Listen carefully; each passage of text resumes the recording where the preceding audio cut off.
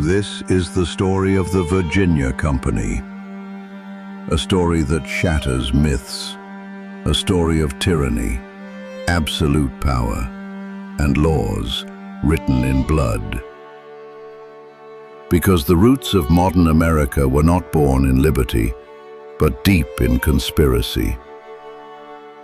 In 1603, as Queen Elizabeth lay dying, refusing to name a successor, her Privy Council, led by Sir Robert Cecil, sent secret letters to the one man who stood out, King James of Scotland. Much was on his mind. At home, he needed to neutralize his enemies. Beyond his borders, he needed gold and silver from the New World, all while sparing his treasury and avoiding war with Spain. Cecil set to work, formulating a plan to please the king, enrich his co-conspirators, and allow Elizabeth's Privy Council to keep their cherished positions in court. Everything hinged on ridding the realm of Sir Walter Raleigh, a national hero, loved by Elizabeth, hated by Spain. Removing Raleigh would enable Cecil's co-conspirators to enrich themselves by voiding any rights he had through the now dead Queen.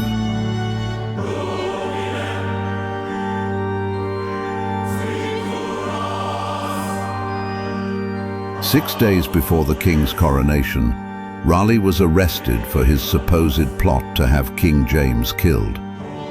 The trial commissioners were headed by Cecil and his cronies.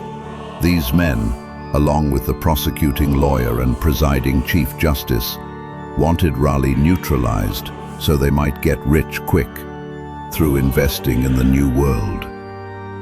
The preordained guilty verdict was delivered by a hand-picked jury in only 15 minutes.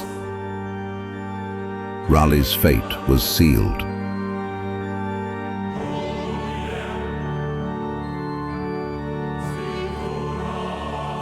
With the Queen dead and her loyal servant imprisoned, Raleigh's claim to the New World was over. Peace with Spain was assured, and a new path opened, one driven by gold and glory, blind to the lives already rooted in that land, no matter the blood that would follow.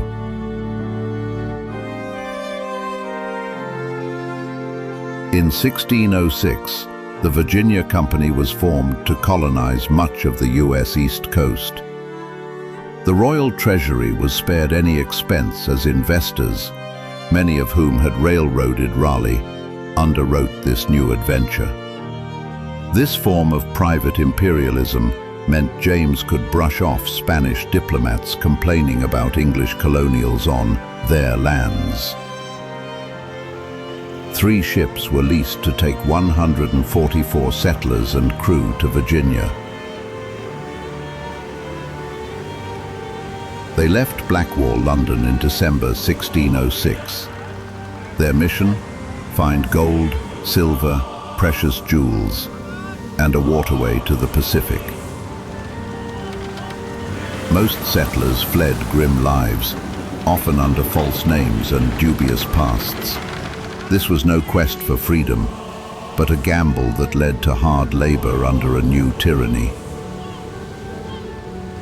The Virginia Company was about profit, not sanctuary, and by May of 1610, nearly all the settlers had perished. So how did Virginia endure? The answer lies in her unlikely sibling, Bermuda, settled in 1612. Discover the full story in Peter Barrett's book, Virginia and Bermuda, Colonial Siblings.